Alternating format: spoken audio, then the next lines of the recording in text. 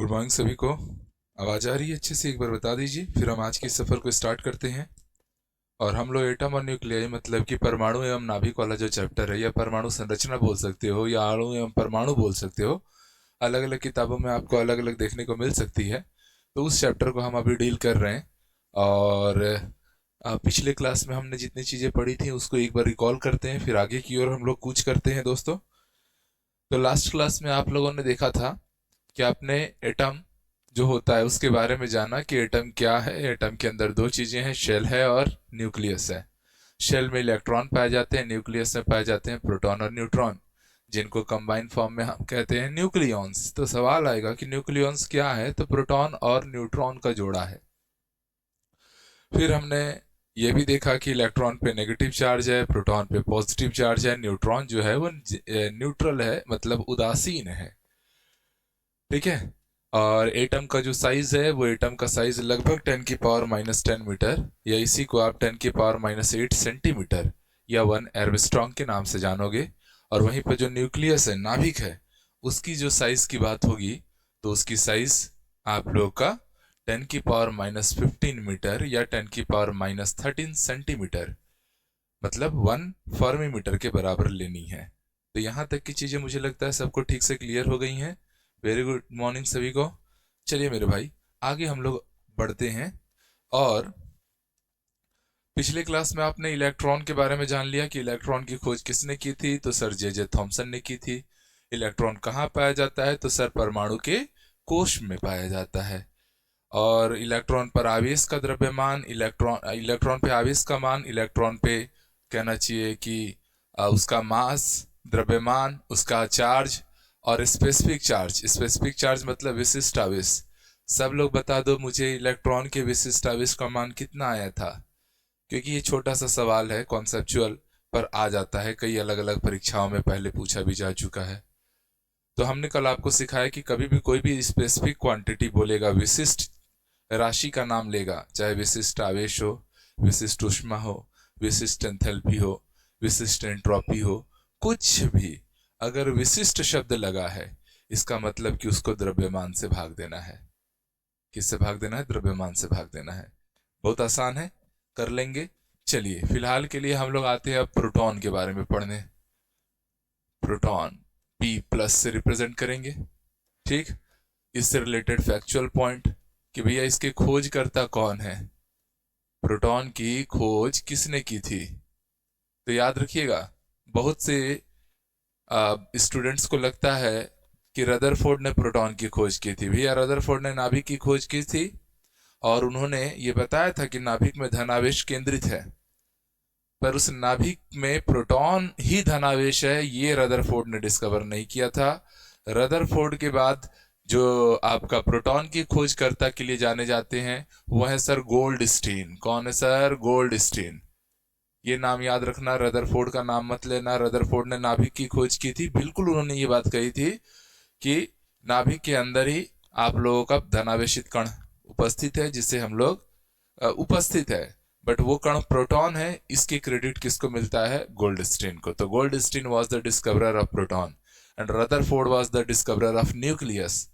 मतलब रदरफोर्ड ने नाभिक की खोज की और गोल्डस्टीन ने प्रोटॉन की खोज की। कई जो जीके जीएस की किताबें होती है ना, उसमें आज भी प्रोटॉन के खोजकर्ता के रूप में रदरफोर्ड का नाम लिखा है, तो बच्चों को कॉन्फ्लिक्ट हो जाता है, तो इसको याद रखिएगा। ठीक है जी, बिल्कुल। मधु, बहुत सुंदर जवाब।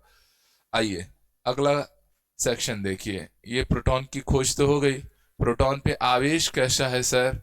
तो प्रोटॉन पे आवेश जो है वो धनावेश है, पॉजिटिव चार्ज है ना। प्रोटॉन पे कैसा आवेश पाया जाता है?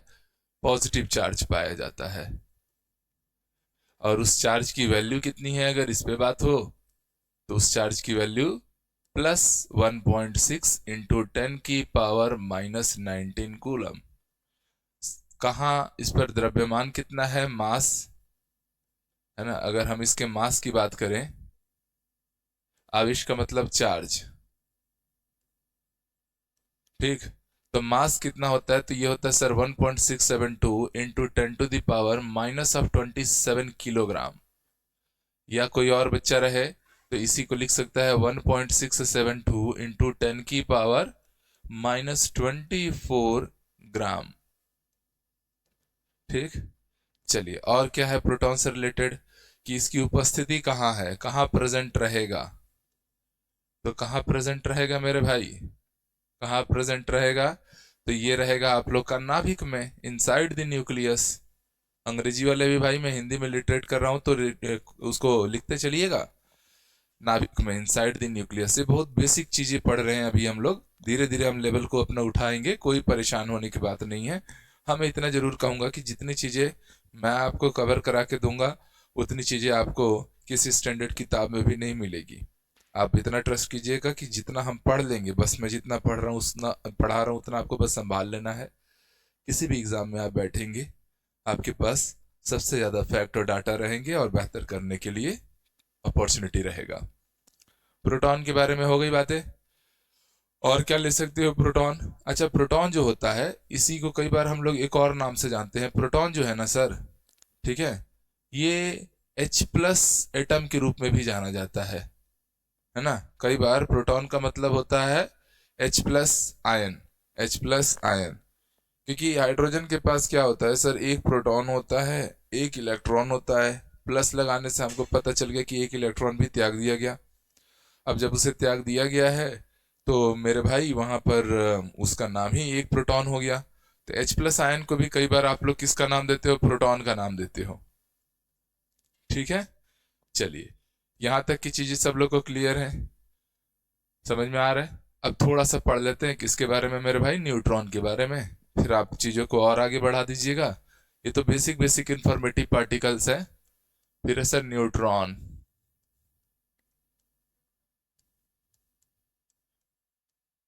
ठीक, बात करेंगे सर न्यूट्रॉन की खोजकर्ता की।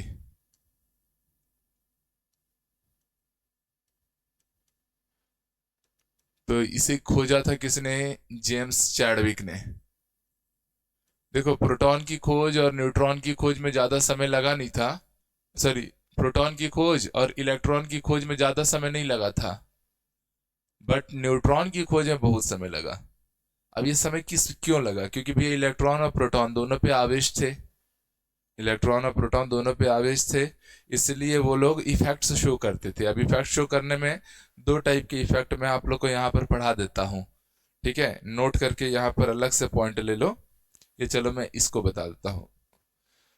न्यूट्रॉन को पहले बता दूं क्या, ये सुन लीजिए इफेक्ट, अब नाम आया है दिमाग में तो मैं करा देता हूं।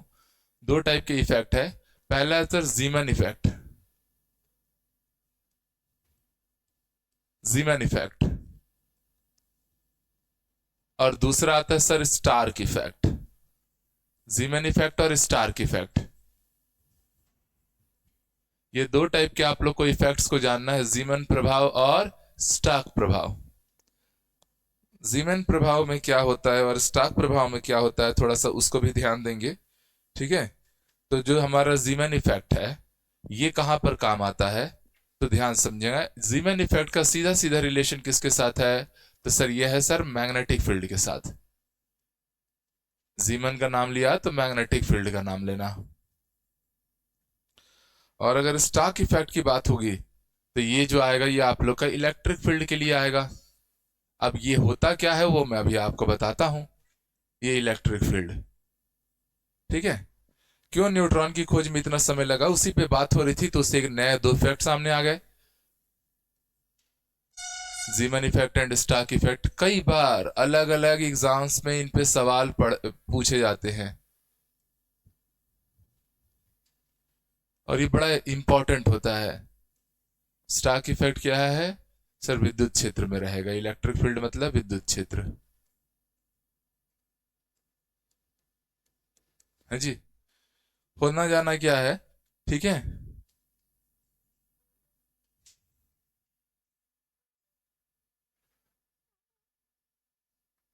पायल जी बिल्कुल होगा।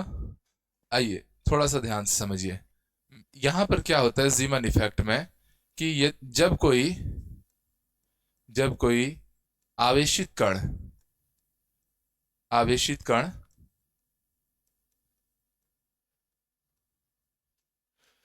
विद्युत क्षेत्र में, सॉरी, चुंबकीय क्षेत्र में, चुंबकीय क्षेत्र में अपने पाथ से या पथ से विचलित होता है, विचलित होता है, उसी को आप लोग क्या नाम देते हो, जीमैन इफेक्ट। ठीक है, तो जीमैन इफेक्ट क्या है, सिंपल सी बात है कि मान के चलिए मेरे भाई कि ये एक मेरा कॉइल है, ठीक है, और इसके अंदर क्या भरा पड़ा है, इसके अंदर हमारा एक मैग्नेटिक फील्ड एक्टिव फॉर्म में है। This is like a magnetic field, ठीक है, हॉलो सिलेंडर है मेरा, सोलिनॉइड जैसा, और ये पूरा मैग्नेटिक फील्ड है। ठीक है, इसमें से मैं एक इलेक्ट्रॉन को पकड़ा या एक प्रोटॉन को पकड़ा, और इस इलेक्ट्रॉन और प्रोटॉन को जैसे मैं ले जाऊंगा, तो देखो अभी तक तो सीधा सीधा जाएगा, कोई दिक्कत नहीं है, क्योंकि बाहर तो कुछ है ही नहीं, पर अंदर क्या था, अंदर हमारा ना एक ऐसा टनल जैसा था, ऐसा, ठीक, ऊपर से मैंने क्या की, इसकी वायरिंग कर रखी है, पूरी वायरिंग हो रखी है। तो वायरिंग होने से मान के चलिए मैंने इसमें इलेक्ट्रिसिटी सप्लाई कर दिया, ये हॉलो टनल है, मतलब एक खोखला हमारा पाइप है बड़ा सा, और उसमें मैंने ऊपर से पूरी वायरिंग की हुई है, और उसमें से मैंने इलेक्ट्रिसिटी पास करा दिया। तो आपको पता है कि जो हमारा कंडक्टर होता है, अगर आप उसमें से इलेक्ट्रिसिटी पास कराओगे तो उसमें मैग्नेटिज्म के गुण पैदा हो जाते हैं, उसमें चुंबकीय धाराएं अपने आप जन्म ले लेंगी। ठीक है, तो इसके अंदर मैग्नेटिक फील्ड आ चुका है, कौन सा फील्ड आ चुका है, मैग्नेटिक फील्ड आ चुका है। ओके, अब ये मैग्नेटिक फील्ड के प्रेजेंस के कारण क्या होगा, ये जो इलेक्ट्रॉन फ्लो कर रहा है अभी इसके बाहर स्ट्रेट लाइन में जा रहा है, देखो ना, इसके बाहर से आ रहा है तो एक स्ट्रेट लाइन में जा रहा है, बट जैसे इस फील्ड के अंदर जाएगा, स्वाभाविक सी बात है, दो पोल होंगे, इधर नॉर्थ पोल और साउथ पोल, तो जो हमारा इलेक्ट्रॉन है वो किसी ना किसी एक डायरेक्शन में क्या हो जाएगा, बेंड हो जाएगा। जाना उसको ऐसा सीधा सीधा था, सीधा सीधा जाना चाहिए था ना, बट वो किसी एक डायरेक्शन में क्या हो जाएगा, विक्षेपित हो जाएगा। तो चुंबकीय क्षेत्र के प्रभाव के कारण किसी आवेशित कण का, चाहे वो इलेक्ट्रॉन हो चाहे वो प्रोटॉन हो, अपने रास्ते से भटक जाना, उसी को हम लोग क्या बोलते हैं, जीमैन इफेक्ट। स्टार्क इफेक्ट में क्या होगा, सेम यही सारी चीजें, ठीक है, इसमें क्या हो जाएगा, बस चुंबकीय क्षेत्र की जगह पे हम किसका यूज करते हैं जब कोई आवेशित कण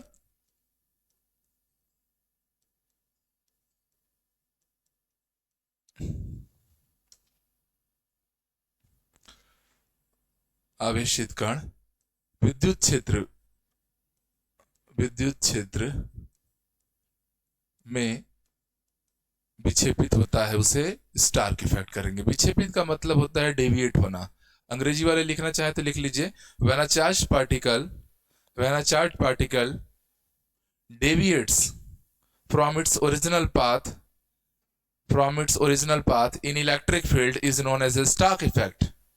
और वही चीज मैग्नेटिक फील्ड के लिए लगा के लिख लेना, जीमन इफेक्ट। ठीक है,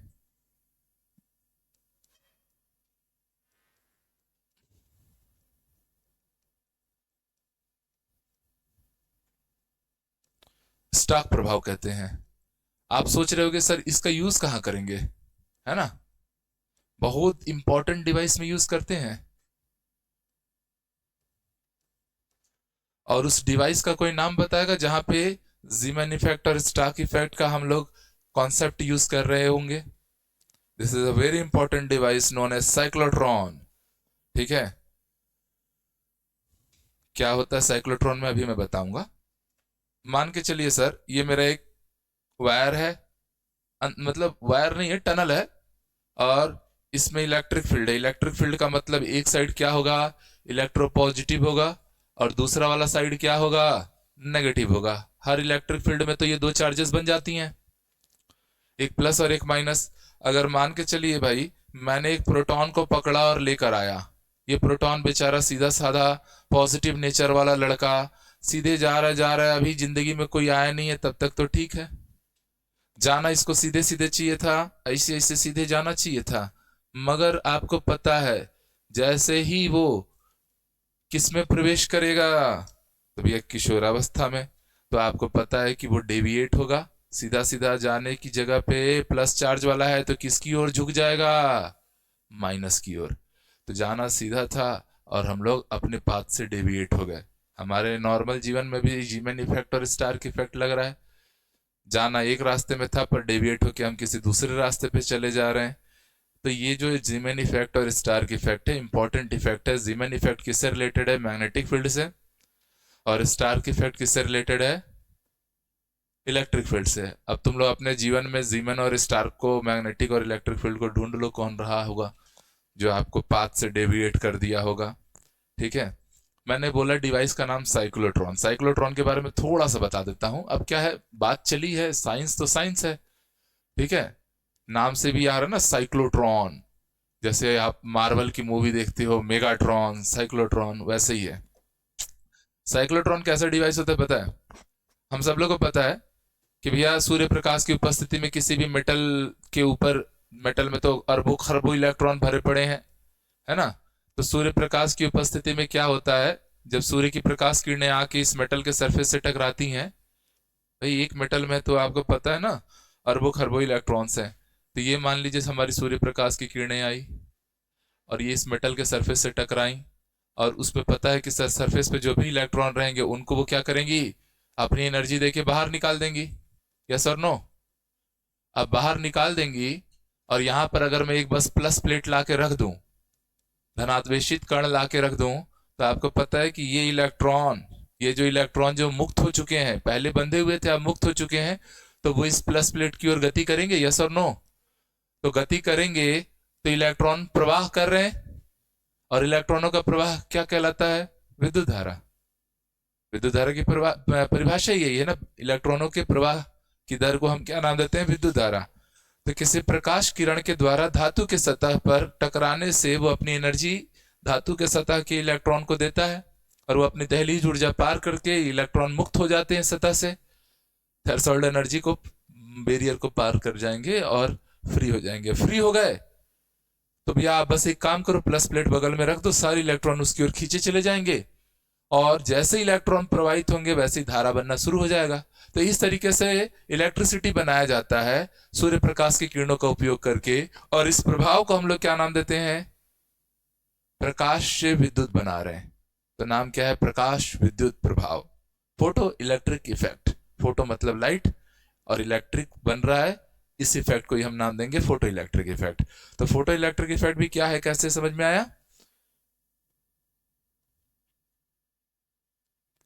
अरे मधु जी, क्लासरूम के अंदर है ना अपन। तो ये बस मैंने आपको बता दिया साइक्लोट्रॉन में, साइक्लोट्रॉन कैसे काम करता है। अब सोचोगे सर एटम एंड न्यूक्लियस जैसा छोटा सा चैप्टर पढ़ा रहे हैं, पर कहाँ कहाँ चले गए। देखो साइंस ऐसे ही फ्लो करता है, आप इसे एज अ सब्जेक्ट मत पढ़ो, आप इसे फील करो। तो इसमें दो डीज होते हैं, ये डी बड़े बड़े, इसी को डीज बोलेंगे हम लोग, ठीक। अब स्ट्रक्चर अच्छा नहीं बन रहा होगा, मैं समझ रहा हूं। करना क्या है भाई, इसके अंदर है हमारा इलेक्ट्रिक फील्ड, और इसके अंदर है हमारा मैग्नेटिक फील्ड। ये जो दोनों है ना, डी डी जो दिख रहे हैं, इसमें कौन सा फील्ड है? Magnetic field. याद रखिएगा, इलेक्ट्रिक फील्ड और मैग्नेटिक फील्ड का क्या काम है? Electric field accelerate the electron, accelerate the electron मतलब इलेक्ट्रॉन को त्वरित करता है। त्वरित करना, त्वरित करने का अर्थ है उसकी स्पीड बढ़ा देगा, है ना। जैसे आप लोग गाड़ी चलाते हो, बाइक स्कूटी चलाते हो, एक्सेलरेट करते हो तो भागती है ना गाड़ी आगे तेजी से। जितना एक्सेलरेट करोगे उसकी स्पीड उतनी भगती जाएगी, फिर एक टाइम बाद आपका कंट्रोल से बाहर भी जा सकता है, फिर आप लॉन्च हो जाते हो वहां से, ठीक है। और दूसरा आएगा हमारा कौन सा जी? Magnetic field. मैग्नेटिक फील्ड क्या करता है? Circulate the electron, circulate the electron. और सर्कुलर मोशन में पता है स्पीड जो रहती है वो कांस्टेंट रहती है, मतलब ये इलेक्ट्रॉन या किसी भी आवेश को क्या करेगा? वृत्तीय गति प्रदान करेगा। यही इलेक्ट्रिक फील्ड और मैग्नेटिक फील्ड का रोल है, ठीक। अब बताओ, आप सोचोगे कि सर एटम एंड न्यूक्लियाई में ये क्या पढ़ाने लग गए, साइक्लोट्रॉन हमारे सिलेबस में थोड़ा भी है सर, क्यों पढ़ा रहे हो, ऐसा सोच रहे होंगे बच्चे। अब मैं मजे की बात बता रहा हूं, आप 2017 से जीटेट का पेपर खोलना, 17 में या 16 में आई थिंक, ठीक। उसमें ये लाइन पूछा हुआ है, ये एक छोटी सी लाइन जो है ना, इलेक्ट्रिक फील्ड का क्या रोल है, मैग्नेटिक फील्ड का क्या रोल है, ये सवाल आ चुका है। इसलिए मैं हमेशा कहता हूं कि भाई 13 साल का अनुभव है, एक एक लाइन जो आपको लग रहा होगा कि सर आउट ऑफ सिलेबस जा रहे हैं, अगर वो मेरे दिमाग में आया है तो इसीलिए आया है क्योंकि वो कभी ना कभी सवाल बन के आया है। तो ये सवाल पूछ दिया गया है, चुंबकीय क्षेत्र का क्या कार्य होता है, या विद्युत क्षेत्र का क्या कार्य होता है। ऑप्शन डाल देगा, इलेक्ट्रॉनों को त्वरित करना, इलेक्ट्रॉनों को एक समान गति से आगे बढ़ाना, इलेक्ट्रॉन को वृत्तीय गति प्रदान करना, निम्नलिखित में से कोई नहीं। ये सवाल बन जाता है। ये सवाल पूछ चुका है, आप लोग 16-17 के ट्रेड के जाके पेपर चेक कीजिए, आप लोग को इस पे सवाल मिल जाएंगे। ठीक है, और मैं हमेशा बोलता हूं कि अपन यही काम ही किए हैं जीवन भर, पढ़ना पढ़ाना, जो पढ़ाते हैं वो एग्जाम में आता है। ये भी एक सगुन है हमारे साथ भगवान की दया से। चलिए, तो इलेक्ट्रिक फील्ड के बारे में जान गए, साइक्लोट्रॉन छोड़ो भाड़ में जाए, बट ये 2 लाइनें जरूरी थी। ठीक है, कि इलेक्ट्रिक फील्ड क्या करता है, इलेक्ट्रॉन को धक्का देता है। भाई एक्सिलरेट करोगे गाड़ी को, गाड़ी एकदम धड़धड़ा के भगेगी ना, तो इलेक्ट्रॉन को क्या कर रहा है, जोर से ढकेल रहा है, उसकी स्पीड बढ़ा दे रहा है। और मैग्नेटिक फील्ड क्या कर रहा है, उसको सर्कुलर मोशन दे रहा है। और सर्कुलर मोशन में चाल क्या रहती है, नियत रहती है। ठीक, तो मैं पकड़ लिया एक ठोक यहां पर इलेक्ट्रॉन, ये लो इलेक्ट्रॉन पकड़ लिया, किस फील्ड में है, इलेक्ट्रिक फील्ड है ना, ये कौन सी फील्ड है, इलेक्ट्रिक फील्ड। तो इलेक्ट्रिक फील्ड इसको धक्का देगा। अब जैसे ही कहां घुस गया, ये कौन सा फील्ड है, मैग्नेटिक फील्ड। मैग्नेटिक फील्ड इसको धक्का देगा क्या, नहीं, बस इसको सर्कुलर मोशन देगा। हो गया, यहां तक ये क्या हो गया, सर्कुलर मोशन किया। फिर जैसे इलेक्ट्रिक फील्ड में पहुंचा, मान लो इसकी अभी वेलोसिटी 1 मीटर पर सेकंड की है, तत्काल इलेक्ट्रिक फील्ड फिर इसको धक्का देके क्या पहुंचा देगा, 2 मीटर पर सेकंड की स्पीड से। समझ में आ रहा है। अब ये क्या हो जाएगा भाई, 2 मीटर पर सेकंड की स्पीड से निकला। अब आप, ऑब्वियस सी बात है, आपकी स्पीड ज्यादा रहेगी तो आपका जो टर्न है ना वो भी बड़ा बनेगा। इसलिए कभी भी हम लोग को कहीं भी मोड़ना रहता है, हम स्पीड डाउन करते हैं, है ना। अचानक से मैं 80 की स्पीड में आ रहा हूं और गाड़ी घुमा दूंगा, स्वाभाविक सी बात है मेरा सर्वर तो कहीं ना कहीं घूम जाएगा, इधर उधर से खून खान फेंक दूंगा मैं। तो जितना ज्यादा हाई स्पीड से आएगा उसका टर्न भी बड़ा बनेगा। फिर 2 मीटर की स्पीड है, अब 3 मीटर पर सेकंड की स्पीड आ गई। फिर जैसे मैग्नेटिक फील्ड में गया, वो उसको ऐसे गोल घुमा दिया। फिर ऐसे 4 मीटर पर सेकंड की स्पीड हो गई, फिर वो उसको ऐसे गोल घुमा दिया। फिर 5 मीटर पर सेकंड की स्पीड हो गई, गोल घुमा दिया। 6 मीटर पर सेकंड की स्पीड हो गई, गोल घुमा दिया। 7 मीटर पर सेकंड की स्पीड हो गई, गोल घुमा दिया। ऐसे करते करते करते करते जब इलेक्ट्रॉन एक टाइम के बाद जब बाहर निकलता है ना मेरे भाई, जब बाहर निकलता है तब उसकी स्पीड कई कई 100 गुना बढ़ चुकी रहती है। और ये इलेक्ट्रॉन इतनी हाई काइनेटिक एनर्जी रखा हुआ है, ये जो अपना इलेक्ट्रॉन निकल रहा है ना बाद में, तो ये इतनी हाई काइनेटिक एनर्जी रखा हुआ है कि अगर मैं इसके सामने कोई मेटल रख दूं तो आप नहीं समझ रहे हो कि इस मेटल को इतनी एनर्जी दे देगा कि उसके इलेक्ट्रॉन भी बाहर आ जाए। इस इलेक्ट्रॉन मेटल के सरफेस पे जो इलेक्ट्रॉन बैठे पड़े हैं उसको उछाल के बाहर फेंक देगा कि नहीं जी, क्योंकि बहुत हाई काइनेटिक एनर्जी से निकल रहा है कि नहीं निकल रहा है। ठीक है, तो ये हाई काइनेटिक एनर्जी से आके इससे टकराएगा, तो जो एनर्जी इस मेटल के इलेक्ट्रॉन को बांध के रखी है उसको तोड़ते हुए इलेक्ट्रॉन बाहर आ जाएगा। एक बार इलेक्ट्रॉन बाहर आया, बगल में पॉजिटिव प्लेट लगा हुआ, और क्या करो आप लोग, इलेक्ट्रिसिटी जनरेट कर दो। तो इस प्रोसेस से हम लोग क्या कर सकते हैं, बिना किसी कोयला जलाए, बिना किसी यूरेनियम के जलाए, हम लोग साइक्लोट्रॉन से इलेक्ट्रिसिटी पैदा कर सकते हैं कि नहीं।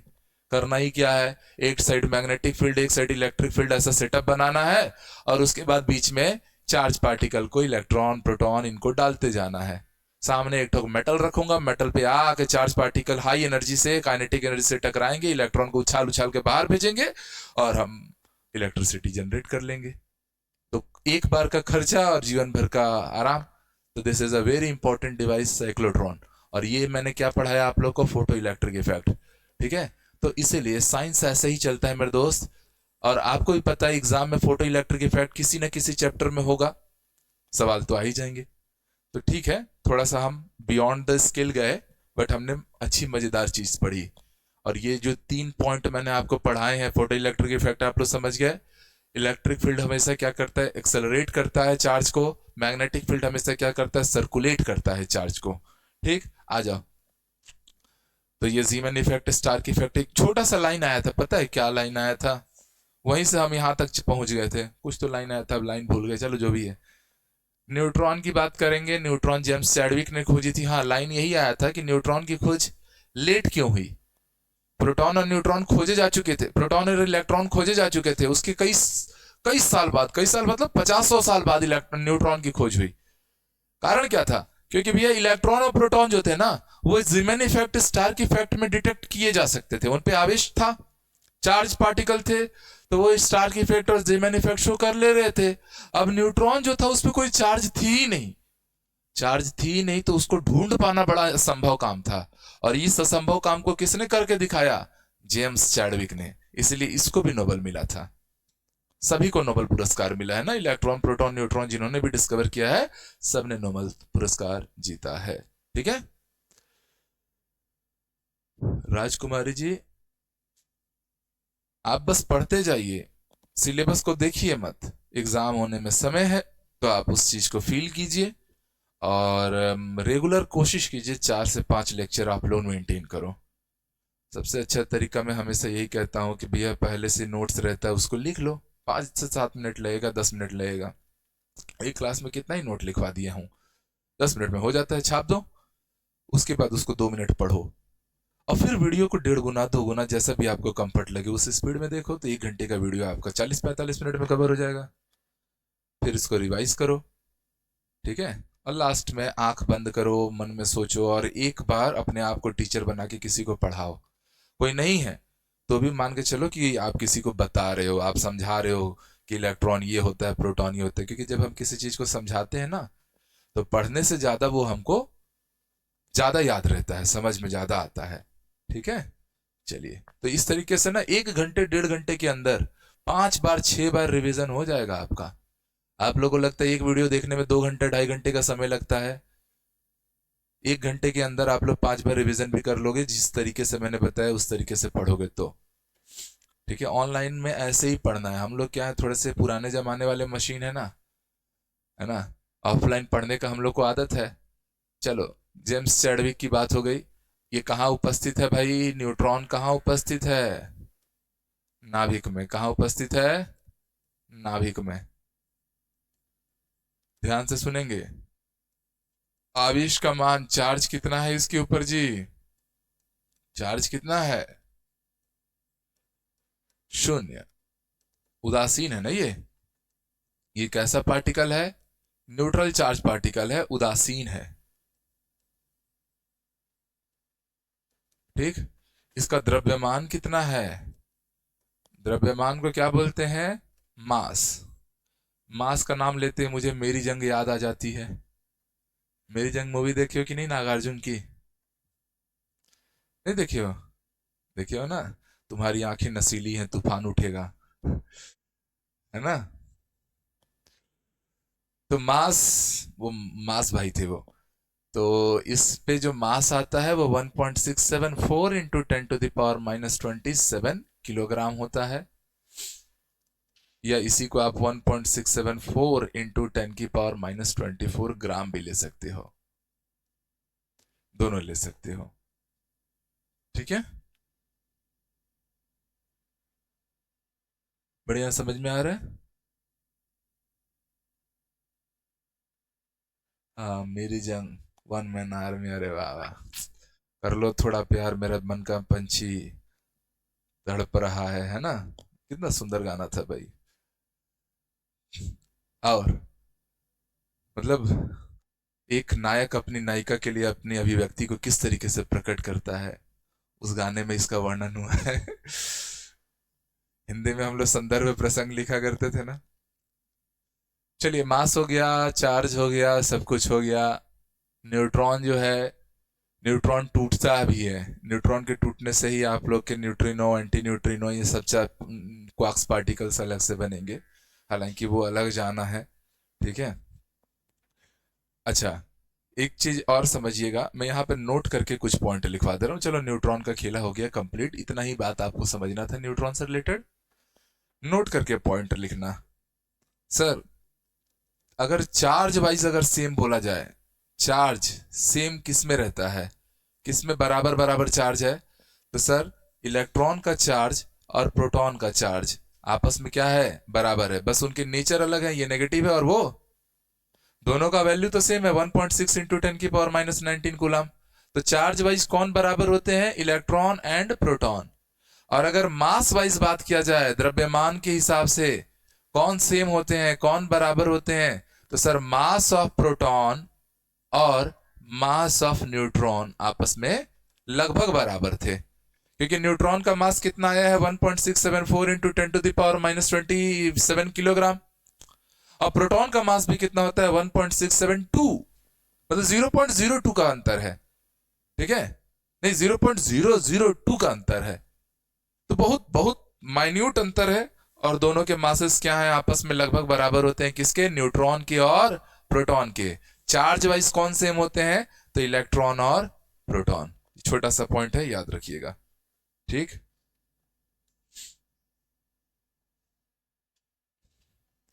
अब आ जाइए, अब आ जाइए, हम लोग इलेक्ट्रॉनिक नंबर और इलेक्ट्रॉनिक विन्यास को थोड़ा सा सीख लेते हैं, फिर उसके बाद मजा आने वाला है, आयंस के बारे में भी पढ़ लेंगे।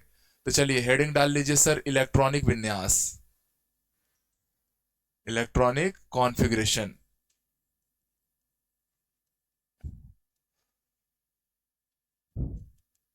हिंदी में क्या बोलेंगे? इलेक्ट्रॉनिक विन्यास के नाम से जानेंगे।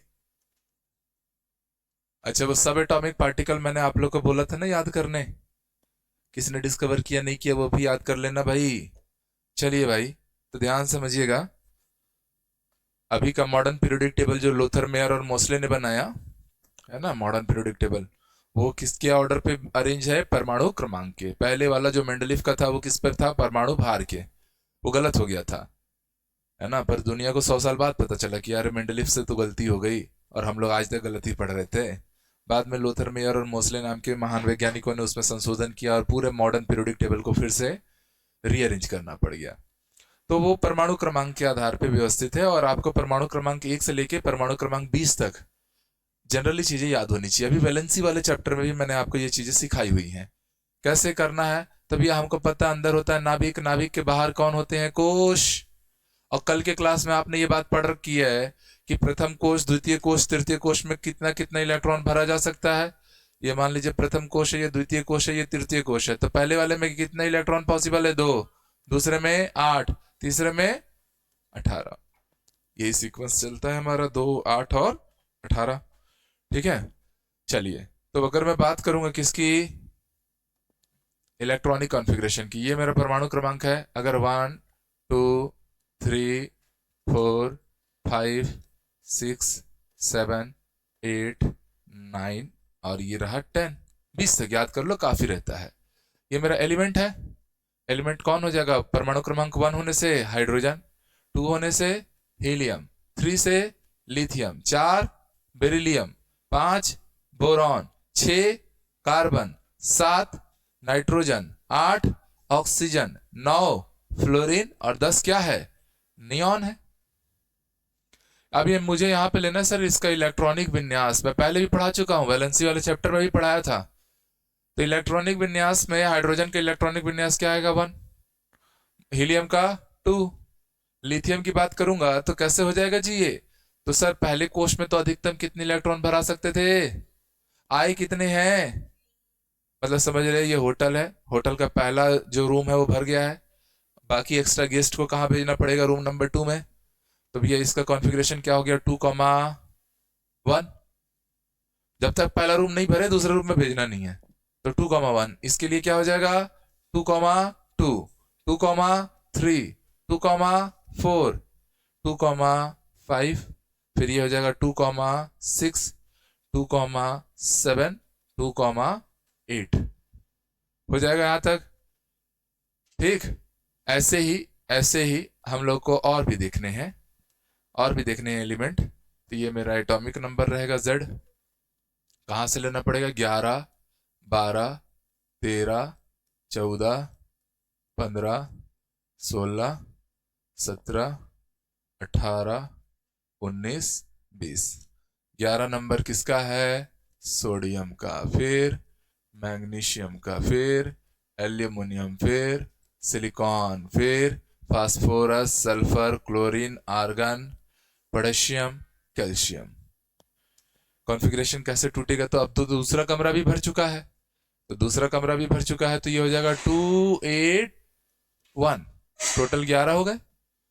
ये हो जाएगा 2, 8, 2, ये हो जाएगा 283, ये क्या हो जाएगा 28, ये 28, ये हो गया 286, 287, 288। यहां तक तो कोई आपत्ति नहीं थी सर, सब ठीक है।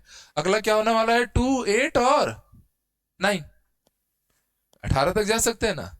बट देखो ऑक्टेट रूल क्या बोलता है, ऑक्टेट रूल ये बोलता है ना कि 8 को रिपीट करो, क्योंकि किसी भी, अगर मैं 9 लिख दिया तो इसके बाह्यतम कोश में कितने इलेक्ट्रॉन हो गए 9, तो इसकी वैलेंसी क्या हो सकती है +9 हो सकती है, यस और नो। 9 इलेक्ट्रॉन त्याग सकता है ना, किसी भी चीज की वैलेंसी 8 से ज्यादा नहीं है पॉसिबल, तो मतलब ये वाला सही नहीं है। फिर इसको हम कैसे लिखेंगे 288, और ये क्या लिखाएगा 288। ये जो आपने स्कीम पढ़ा है, ये मैंने वैलेंसी वाले चैप्टर में भी यूज करवाया था। ये स्कीम किस नाम से जानी जाती है, बोरबरी स्कीम। किस नाम से जानी जाती है, बोरबरी स्कीम। हम लोग को मगर थोड़ा लेटेस्ट पढ़ना है, हम लोग को लेटेस्ट पढ़ना है, तो हम लोग को लेटेस्ट में एक नया स्कीम जानना पड़ गया, और उस स्कीम को हमने नाम दिया आप-बाऊ स्कीम। क्या नाम दिए भाई, आप-बाऊ। तो ले लो भाई आप-बाऊ, आप-बाऊ, आप-बाऊ सिद्धांत, ठीक। थोड़ा जल्दी से पढ़ लेना, आप-बाऊ प्रिंसिपल।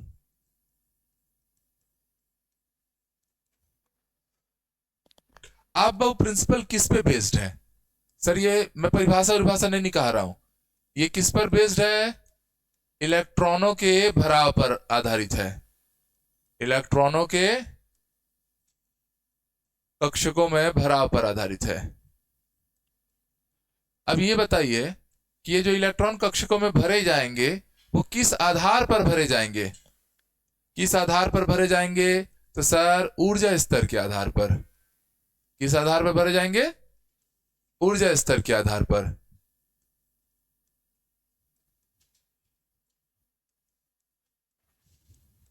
ठीक, पूछा जाए आप स्कीम क्या है, परिभाषा चाहो तो लिखना तो लिख लो, किसी कक्षक में इलेक्ट्रॉनों का भराव, अंग्रेजी में परिभाषा हिंदी में लिखवा देता हूं, लिख लो पहले। किसी कक्षक में इलेक्ट्रॉनों का भराव ऊर्जा के बढ़ते क्रम में होता है, ऊर्जा के बढ़ते क्रम में होता है, अर्थात किसी कक्षक में इलेक्ट्रॉनों का भराव ऊर्जा के बढ़ते क्रम में होता है, अर्थात निम्न ऊर्जा वाले कक्षक, निम्न ऊर्जा वाले कक्षक पहले भरे जाते हैं एवं उच्च ऊर्जा स्तर वाले कक्षक बाद में।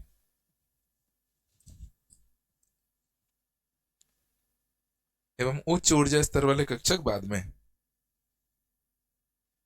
ठीक है।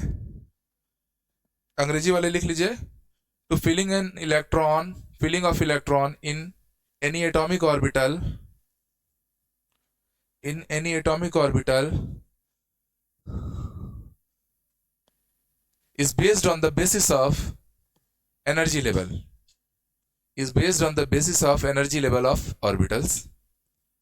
पैराग्राफ चेंज करके लिखिएगा, देखो ऊर्जा के आधार पर होते हैं, पर ये हम कैसे डिसाइड करेंगे कि किसकी ऊर्जा कम है किसकी ऊर्जा ज्यादा है, ये भी तो डिसीजन लेना पड़ेगा ना। तो किसकी ऊर्जा कम किसकी ऊर्जा ज्यादा ये निर्धारित किया जाएगा। लिखिए, जिन कक्षकों के लिए, जिन परमाणुविक कक्षकों के लिए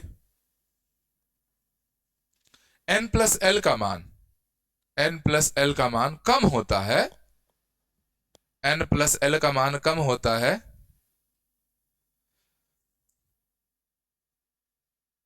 उनकी ऊर्जा भी कम होती है और वो पहले भरे जाते हैं। इंग्लिश वाले पैराग्राफ चेंज करके लिख ले रहे हैं, those atomic orbital have, those atomic orbital have lower value of n+l, जिन परमाणुविक कक्षकों के लिए n+l का मान कम होता है उनकी ऊर्जा भी कम होती है। अब ऊर्जा कम होगी तो पहले भरा जाएगा, ठीक है। Those atomic orbitals have lower value of n+l have low energy and feel first, low energy and feel first.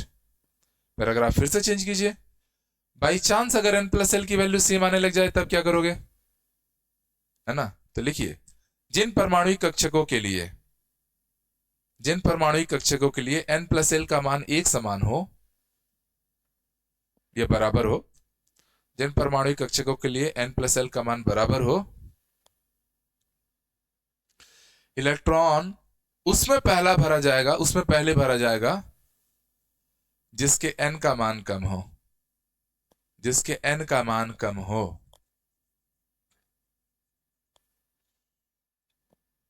जिसके n का मान कम हो। आप लोग लिख रहे हैं अंग्रेजी वाले कि if in case two atomic orbitals have similar value of n plus l, similar value of n plus l, similar value of n plus l, then electron will fill first in those orbital, electron will fill first in those orbital having lower value of n, having lower value of n। चलिए सारी बातों को आराम आराम से समझिएगा कि भाई इलेक्ट्रॉनों के भराव को किस आधार पर किया गया, ऊर्जा के आधार पर। ऊर्जा के आधार पर इसका मतलब है निम्न ऊर्जा वाले पहले भरेंगे, निम्न ऊर्जा वाले कक्षक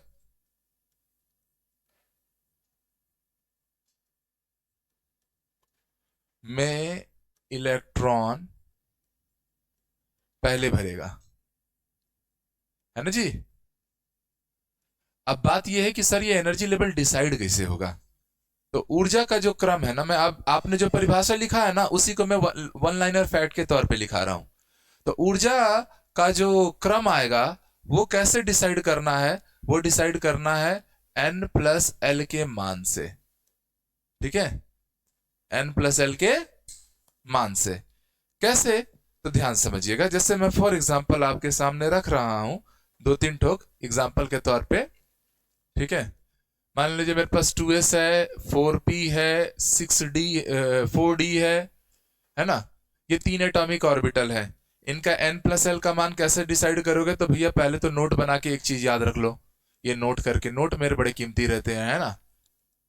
आराम से समझिए कि मेरे भाई ये जो है एल की वैल्यू है, गिनती आती है सब लोग को, कहां से शुरू होती है, 0, फिर और लास्ट में 3 तक रुक जाओ, ठीक है। हम लोग नंबरिंग भी करते हैं, फर्स्ट सेकंड 30 तक करते हैं, चौथा आया कौन जानता है। क्लास में आप लोग भी पढ़े होंगे, स्कूल में पहला दूसरा तीसरा कोई नाम मिल जाता था। अब बात होती है सर यहां पर ऑर्बिटल की, ऑर्बिटल की। तो आपने 4 टाइप के ऑर्बिटल पढ़े हैं जो पूरा पीरियोडिक टेबल 4 ब्लॉक्स में बांटा गया है। कौन कौन से हैं, एस पी डी एफ, यही 4 है ना जी। तो भैया ये हो गया मेरा एस, ये हो गया मेरा पी, ये हो गया मेरा डी, ये हो गया मेरा एफ। गिनती गिन दी है और सामने लिख दिए। तो एल की वैल्यू एफ ऑर्बिटल के लिए कितनी है, 3। समझ में आ गया, रटना तो नहीं पड़ रहा ना। 0 1 2 3 एसपीडीएफ, सामने सामने सजा देना। डी ऑर्बिटल जहां रहा है एल का मान कितना हो गया, 2, और एन का मान सामने से दिख जा रहा है। तो अगर मुझे एन प्लस एल का मान लेना है तो भैया यहां बता दीजिए कितना हो जाएगा, 2 प्लस एल का मान 0। एस ऑर्बिटल के लिए एल का मान कितना होना है, 0। यहां पर मैं क्या लूंगा, 4 प्लस, ये हो गया 4 प्लस 2। समझ में आ रहा है। तो ये वैल्यू हो गई 2, ये वैल्यू हो गई 5 और ये वैल्यू हो गई।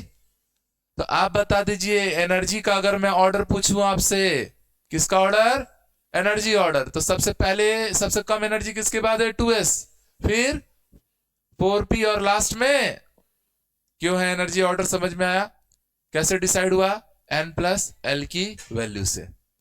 कहानी में और नया ट्विस्ट ला रहा है कि यदि n प्लस एल का मान क्या हो जाए, बराबर आ जाए, बराबर हो, तो उस केस में क्या करना है। ऐसी स्थिति में उस कक्षक की ऊर्जा कम होगी, उस कक्षक की ऊर्जा कम होगी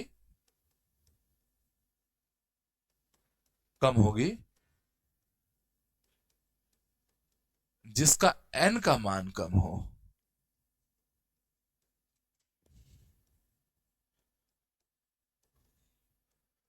अंग्रेजी वाले लिख लेंगे। पहले भी आपने डेफिनेशन में ये सारी बातें लिखी ली है कि if value of n plus l for two atomic orbital are similar, then those have lower energy which have lower value of n। ठीक है, अब भाई इसी को समझो थोड़ा सा एक और एग्जांपल के थ्रू। ठीक, एक और एग्जांपल के थ्रू इसको समझिएगा कि क्या करना चाह रहा है ये। मैं ये बोल रहा हूं सर मेरे पास ना 5s है, मेरे पास 4b है और मेरे पास 3d है।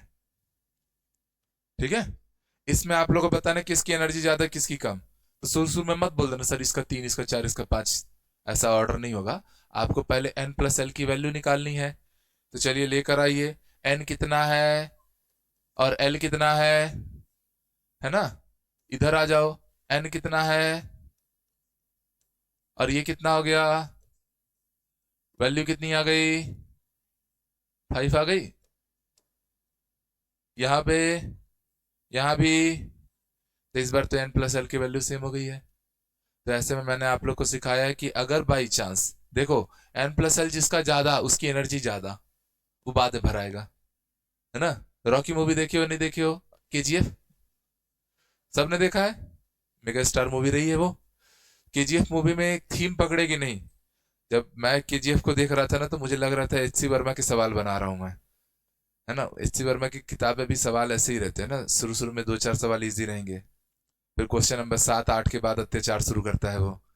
पुराने सवालों को क्वेश्चन नंबर 8वां बनाओगे उससे पहले आपके 7 बनने जरूरी है, क्योंकि 5वें 6वें सवाल में जो कॉन्सेप्ट यूज हो रहा होगा वो 8वें में यूज होगा। ठीक है, फिर 9वां बनाओगे तो पीछे के जरूरी है। इसलिए एच.सी. वर्मा की जो किताब है द कॉन्सेप्ट ऑफ फिजिक्स, सबने नाम सुना है कि नहीं एच.सी. वर्मा का। भारत में तो 2 ही भगवान हुए, एक Sachin Tendulkar the god of cricket और एक HC. Verma the god of physics. ठीक है, और लिटरली इतनी पतली सी किताब में उन्होंने फिजिक्स लिख दिया भाई। कॉन्सेप्ट ऑफ फिजिक्स नाम की 2 वॉल्यूम की किताबें आती है। 1992 में उस किताब का जो दाम था, आज 2025 में भी वही दाम है। भारतीय भवन पब्लिकेशन ने बढ़ाया ही नहीं उसका रेट, जबकि आपको पता है हर चीज कितनी महंगी हो गई है। और 2 रुपए वाला पेन आज की डेट में लोग 5-5 रुपए में बेच ले रहे हैं, पर उस किताब का दाम नहीं बढ़ाया गया। कारण ये था क्योंकि वो किताब इसेंशियल है सबके लिए, हर बच्चा जो जेई नीट निकालना चाहता है। ऐसे ही केजीएफ मूवी में भी दिखा था। मतलब मैं थोड़ा सा मूवी को अलग नजरिए से भी देखते रहता हूँ ना। तो उसमें आप देख रहे हो कि रॉकी भाई शुरू शुरू में सेट्टी भाई के नीचे काम कर रहे थे। सेट्टी भाई दरवाजा खोल के एक जने आता है, सेट्टी भाई उसके नीचे जो रॉकी भाई को ले जाते हैं। लेवल बढ़ रहा है ना, एनर्जी लेवल बढ़ रहा है। ठीक, रॉकी भाई तब अटैक किए हैं क्या, नहीं। फिर वो और बड़े विलेन से मिलाता है, हीरोइन के पापा से, सोना के पापा। फिर सोना के पापा से मिलने के बाद रॉकी भाई को एक और बात पता चलता है कि इनसे ही बड़ा डॉन है। कौन डॉन है, गरुड़ा। अब फिर गरुड़ा को रॉकी भाई मारते नहीं है, अभी तक कहीं भी अटैक किया क्या, नहीं, क्योंकि रॉकी भाई को ये बात पता चलती है कि उनसे भी ऊपर है कोई एक जने। तो हमेशा अटैक कहां करना है, सीधे गरुड़ा से भिड़ जाते क्या ये, पहले ही लहूलुहान होके फेंकाए रहते कहीं पे, है ना। उन्होंने धीरे धीरे सीढ़ी दर सीढ़ी क्या किया, अपना कॉन्सेप्ट उठाया। तो ये भी वही हो रहा है, एनर्जी लेवल धीरे धीरे बढ़ाओ। आपको अगर बहुत बड़ा गैंगस्टर बनना है, मतलब मैं बता रहा हूं, तो सीधे नहीं भिड़ जाना है, धीरे धीरे। सेट्टी भाई के नीचे काम किए, फिर एक जने और, फिर एक जने और, ऐसे करते करते वो लास्ट में खुद के कायनात का मालिक बना। ठीक है, और शुरू में ही भीड़ गया रहता तो लहू लुहान करके फेंक दिए रहते उसको। ऐसे इलेक्ट्रॉन भी डायरेक्ट हायर एनर्जी ऑर्बिटल में सीधे प्रवेश करेंगे क्या, नहीं, छोटे छोटे स्तर पे बनेंगे। ठीक है, पहले मोहल्ले स्तर पे, फिर ब्लॉक, फिर डिस्ट्रिक्ट, फिर स्टेट, फिर नेशनल, फिर इंटरनेशनल, ऐसे जाना है। तो एनर्जी ऑर्डर अगर मान लीजिए n प्लस एन की वैल्यू सेम सेम आ गई, तब क्या करोगे, किसकी एनर्जी कम होगी, जिसका n का वैल्यू कम होगा। तो 3D की एनर्जी कम है, 4p की उससे ज्यादा है, और 5s की इन तीनों में सबसे ज्यादा है। बात पकड़ में आया। एक मिक्स क्वेश्चन दे दूं, ये लो जल्दी से मिक्स क्वेश्चन एक टुक ले लो, उसके बाद हम लोग एक बरसात करने वाले हैं। ठीक है, ऐसे ही है, मैं सवाल दे रहा हूं, आप लोग बनाइए भाई। 2s है, 3s है, 4p है, 4d है, 6s है। आप लोग को एनर्जी के सीक्वेंस में अरेंज करना है मेरे भाई। 3d है, 4f है। एक सवाल ये है एक सवाल ये है कि मेरे पास 4p दिया है, 4s दिया है, 5d दिया है, 6p दिया है, 8s दिया है और 4f दिया है। चलिए एनर्जी के बढ़ते हुए सीक्वेंस में अरेंज कर दीजिए। सब लोग करो ना जी, नहीं बनेगा क्या? अभी तो n प्लस एल निकालो ना। एन और एल निकालने में कोई दिक्कत है क्या? सर साइंस का एमसीक्यू, साइंस की एमसीक्यू चालू हो गई है मेरे मित्र। ठीक है, आप लोगों का लाइट वाला चैप्टर का भी एमसीक्यू कराया, तो हर एक चैप्टर पे नियर अबाउट 100 क्वेश्चन की सीरीज जाएगी। 2 क्लास में उसको कवर करने का हमारा कोशिश रहेगा, क्योंकि 50 क्वेश्चन साइंस में बहुत हो जाता है। और इस एमसीक्यू सीरीज को ही अगर कोई अच्छा बच्चा अच्छे से पढ़ लेना, तो मैं बता रहा हूँ उसको कि एग्जाम का ऐसे ही भला हो जाए। ऐसे ही हम हिंदी में भी रिलीज कर चुके हैं सीरीज सीक्वेंस को, इंग्लिश में भी हो चुका है। ठीक है, मैथ्स भी अभी धीरे से चालू हो जाएगा, तो कंटिन्यू आप लोग के लिए काम किया ही जा रहा है। चलिए मैं n प्लस एल की वैल्यू पिक करूं भैया। इसके लिए n का मान कितना है और l का मान कैसे पता चला? तो l की वैल्यू होनी है 0 1 2 3, गिनती गिन दिया यहां पर s p d f। तो 2 + 0 2, यहां पर क्या आ गया 3 प्लस s ऑर्बिटल है, उसके लिए l का मान कितना दिख रहा है 0, कितना आया 3, 4 + 5, 4 प्लस, क्यों 2 लिया? क्योंकि d ऑर्बिटल के लिए l का मान 2 होता है। एजिमुथल क्वांटम नंबर, द्विगंशी क्वांटम संख्या बोलते हैं l को, है ना? अरे वाह, बहुत सारा समय हो गया आज तो। 6 + 0 कितना हो गया 6, 3 + 2 कितना हो गया 5, 4 + 3 कितना हो गया। चलिए सीक्वेंस में देखिए, तो एनर्जी ऑर्डर में सबसे पहले कौन आएगा? 2s, फिर 3s, ये तो ठीक है। अब 4 वाला कोई है क्या?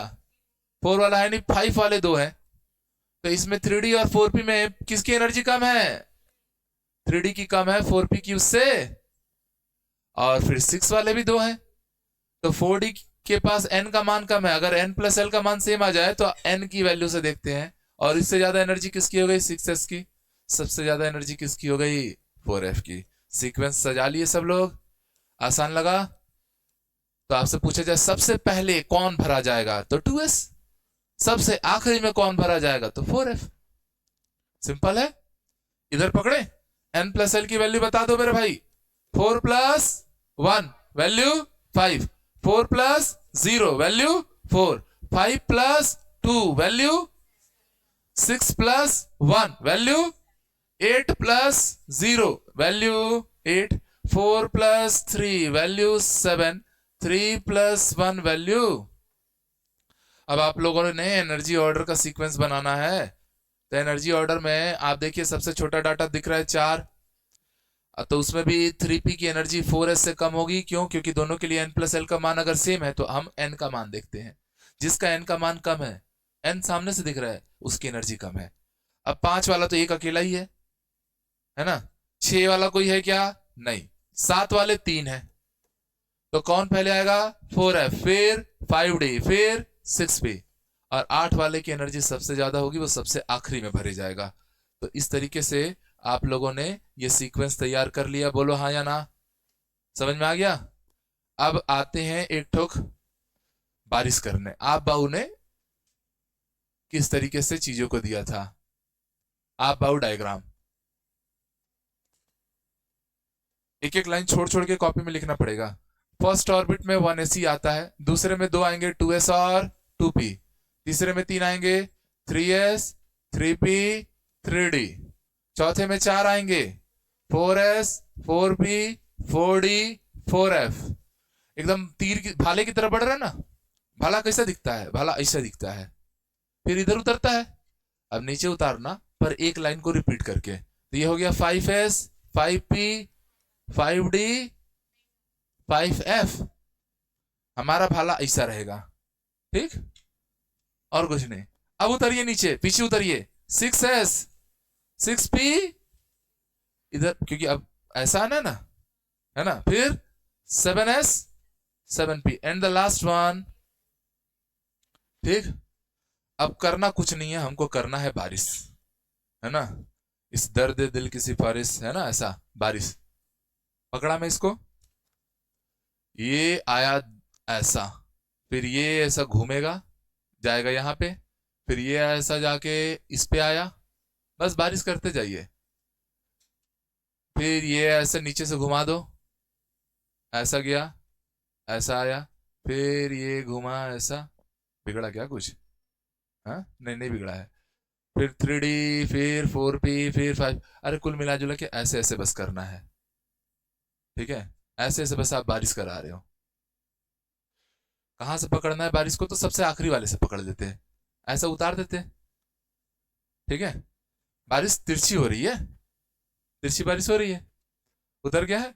अब अपने को करना क्या था, बस नीचे नीचे से ले जाके मिला देना था। जैसे ये नीचे उतरा 5S तक, फिर 5S से घूम के 4D, 4D के बाद 5P, 5P के बाद 6S, ये फिर घूम के कहाँ पहुंचेगा? 4F, उसके बाद 5D, 5D के बाद 6P, 6P के बाद 7S, फिर ये ऐसा घूम जाएगा 5F, 6D, 7P, 8S।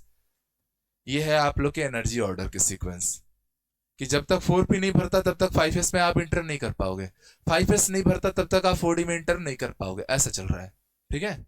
Energy का सीक्वेंस है, this is the above diagram. चलिए आज के लिए इतना ही रखते हैं, कल के क्लास में थोड़ा सा आयंस वायंस के ऊपर भी बात करेंगे, आयनिक रेडियस ओडियस, क्योंकि हमेशा उसके ऊपर सवाल हर स्टैंडर्ड एग्जाम से पूछ दिए जाते हैं, ठीक है? तो चलो आज क्या क्या पढ़े 2 मिनट में जल्दी जल्दी हम लोग रिविजन कर लेते हैं, क्योंकि आज थोड़ा सा बाहर भी गए हम लोग आउट ऑफ सेक्शन में। तो प्रोटॉन के बारे में जाने, प्रोटॉन क्या है? पॉजिटिव चार्ज पार्टिकल है, कहाँ रहता है? न्यूक्लियस के अंदर रहता है। खोज किसने की थी? तो रदरफोर्ड ने नहीं की थी, गोल्डस्टीन ने की थी। चार्ज कितना होता है? तो 1.6 इंटू 10⁻19 कूलम। मास कितना होता है? 1.672 इंटू 10⁻27 किलोग्राम। ग्राम में लेना है तो -10⁻24 हो जाएगा, ठीक है? अब प्रोटॉन को ही आप लोग H+ के नाम से भी जानोगे। फिर आपने किसके बारे में जाना? Neutron, discovered by James Chadwick. Charge कुछ नहीं होता, न्यूट्रल है, जीरो चार्ज है। मास कितना है? तो सर लगभग प्रोटॉन के मास के बराबर है। तो इससे एक नया फैक्ट बना कि आवेश के हिसाब से इलेक्ट्रॉन और प्रोटॉन बराबर होते हैं, और द्रव्यमान के हिसाब से प्रोटॉन और न्यूट्रॉन बराबर होते हैं। ये सवाल आप लोगों में आ चुका है, ठीक है? आपसे पूछा गया था कि भैया द्रव्यमान सन्निहिति, द्रव्यमान को ही कई बार सन्हति बोलते हैं, क्या बोलते हैं? यूपीएससी ने सबसे पहले इस टर्म्स को यूज किया था 2008 या 9 के दौरान। सन्हति यूपीएससी में कभी भी मास करके नहीं आता है, बोलेगा किन की सन्हति समान होती है। अब सन्हति मतलब हम लोग संगवारी मितान समझने लग जाते हैं, पता ही नहीं है ना सन्हति क्या है। तो किन की सन्हति समान होती है? सन्हति मतलब मास, तो किन की सन्हति समान होगी? प्रोटॉन और न्यूट्रॉन की। तो घुमाया था यूपीएससी ने, ठीक है? एक बार आ चुका है ये। फिर मैंने आप लोग को 2 अलग से इफेक्ट बता दिए जो आपको किताबों में ये चीजें नहीं मिलेंगी, Zeeman effect and Stark effect. Zeeman effect का मतलब होता है मैग्नेटिक फील्ड में किसी चीज के लिए डेविएट हो जाना, और स्टार्क इफेक्ट में क्या होता है? विद्युत क्षेत्र की उपस्थिति में, मान लो ये प्लस चार्ज है, अभी सीधा सीधा जा रहा है, बट इलेक्ट्रिक फील्ड है, तो प्लस वाला किसकी ओर जाएगा? लइका किसकी ओर जाएगा? माइनस। तुम लोग लड़की को माइनस बोल रहे हो, बाहर निकलो पिटाओगे तुम लोग ठीक है? तो वही है, जीवन में जा सीधा रहे थे, बीच में कौन सा आ गया? फील्ड आ गया, इफेक्ट आ गया, उसका नाम था किशोरावस्था। बस हम अपने रास्ते से भटक गए, ऐसा भटके कि आज तक लौट के ही नहीं आ रहे, ठीक है? चलिए आगे और क्या पढ़े हम लोग? साइक्लोट्रॉनिक डिवाइस भी पढ़ा दिया। आज की क्लास थोड़ी ज्यादा ही वैज्ञानिक हो चुकी थी हमारी। साइक्लोट्रॉन पढ़ा दिया, फोटो इलेक्ट्रिक इफेक्ट भी थोड़ा बहुत समझा दिया था, फिर इलेक्ट्रॉनिक कॉन्फ़िगरेशन, इलेक्ट्रॉनिक विन्यास हमने सीखा। तो आप लोगों को क्या करना है, ये मैंने आबव स्कीम क्यों पढ़ाया है? ताकि आप इसमें फिलिंग करोगे। तो 1s1, फिर ये क्या हो जाएगा? 1s2। एक चीज जान लीजिए, यहाँ पे नोट करके मैं एक छोटा सा पॉइंट और लिखवा देता हूँ कि एक s orbital, p orbital, d orbital में क्या क्या होते हैं। तो सर ये मेरा ऑर्बिटल है, जल्दी से इसको नोट कर लेना, s, p, d, और ये उनके सबशेल है, सबशेल। तो s ऑर्बिटल में एक होता है ऑड नंबर, 1, 3, 5 और 7। यहां पर सबशेल बना भी दो, इसमें 3 है, इसमें कितने हैं? 5 है, ठीक? इसमें कितने होंगे? 7। ऑड नंबर, विषम संख्या चल रही है, 1, 3, 5, 7। 7 हो गया ना? 3, 4, 5, 6, 7, ठीक है भाई। इसमें इलेक्ट्रॉन देखिए, मैक्सिमम इलेक्ट्रॉन तो मेरे भाई मैक्सिमम इलेक्ट्रॉन जो होता है ना 2n² रूल से ले रहे थे।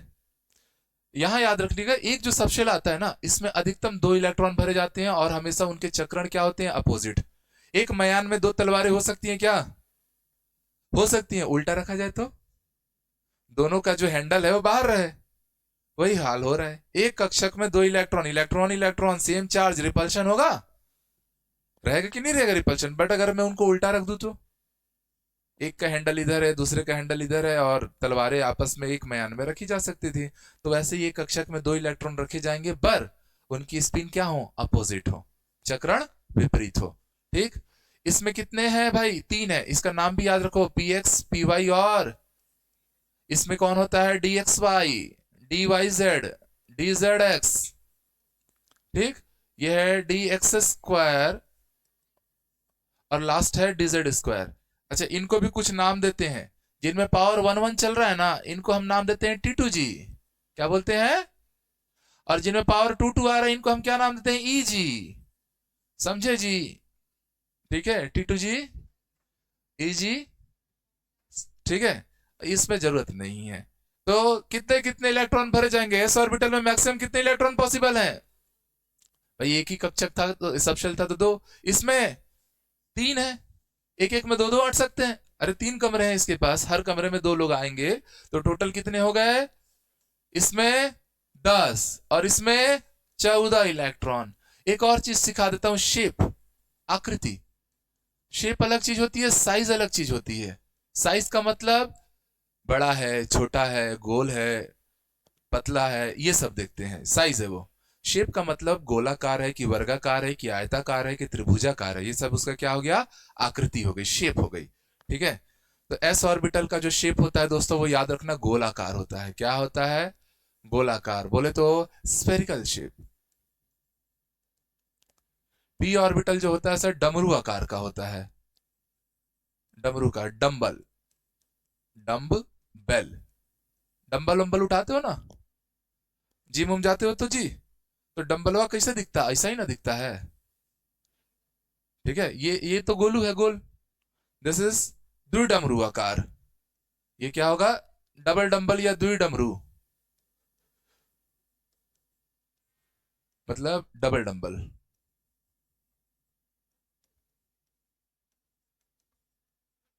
ठीक। मतलब एक डमरू ऐसा और दूसरा वाला ये रहा, डबल डम्बल हो गया। इसका जो ज्योमेट्री है कॉम्प्लेक्स है, बनाया नहीं जा सकता। ठीक है, जटिल नहीं बना सकते 2D बोर्ड पे। Is it clear?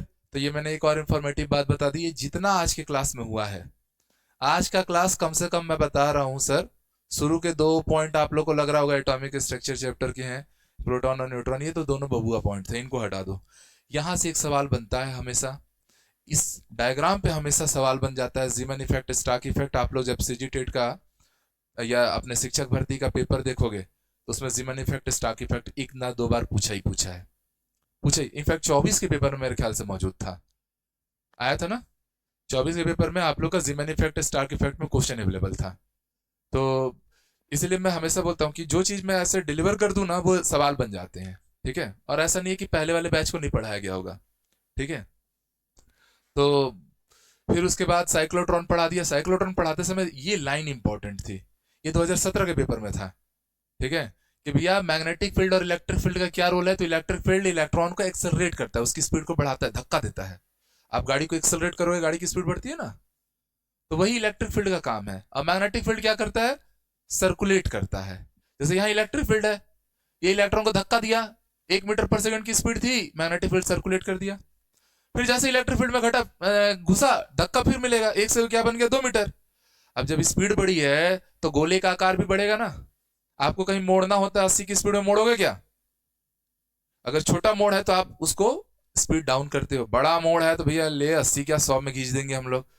तो वही चीज है कि भैया आपको जितना ज्यादा स्पीड रहेगी आपका आर्क ऑफ कर्व भी उतना ज्यादा बनता है। तो 2 मीटर की स्पीड है तो बड़ा कर्व बन गया, फिर 3 मीटर की स्पीड होगी और बड़ा कर्व बन गया। ऐसे करते करते करते करते जब इलेक्ट्रॉन बाहर जब निकलता है साइक्लोट्रॉन से कई हजार राउंड घूम के, तो उसकी स्पीड भी कई हजार मीटर पर सेकंड हो जाएगी, काइनेटिक एनर्जी बढ़ जाएगा। जब वो मेटल के सरफेस से टकराएगा इलेक्ट्रॉन को बाउंस कर देगा, और कुछ नहीं करना है, फोटो इलेक्ट्रिक इफेक्ट जैसे एक प्लस प्लेट रखो, इलेक्ट्रॉन उसकी ओर खींचा चला जाएगा। और जब इलेक्ट्रॉन प्रवाहित हो रहे हैं, इसी चीज को हम क्या नाम देते हैं? धारा, इलेक्ट्रिसिटी, करंट। करंट की परिभाषा क्या है? आवेश का प्रवाह, फ्लो ऑफ चार्ज या फ्लो ऑफ इलेक्ट्रॉन।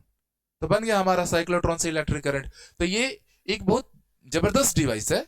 इसे मैग्नेटिक और इलेक्ट्रिक फील्ड का यूज करके हम बिना कोयला जलाए, बिना यूरेनियम जलाए हम इलेक्ट्रिसिटी बना सकते हैं।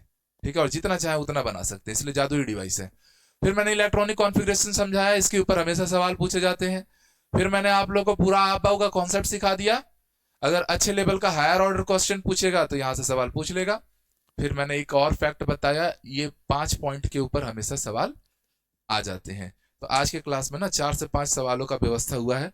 होप सो अच्छे से रिवीजन आप लोग करके रखिएगा। नेक्स्ट क्लास में जबरदस्त पॉइंट और जोड़ेंगे। तो बोलने का एटॉम एंड न्यूक्लियाई चैप्टर है, बट इस चैप्टर के अंदर हम 3 से 4 चैप्टर का पूरा इजी से इजी पेपर आ जाए, टफ से टफ पेपर आ जाए, आपके नोट्स में सब अवेलेबल रहेगा। चलो मिलते हैं, all the best, thank you for today.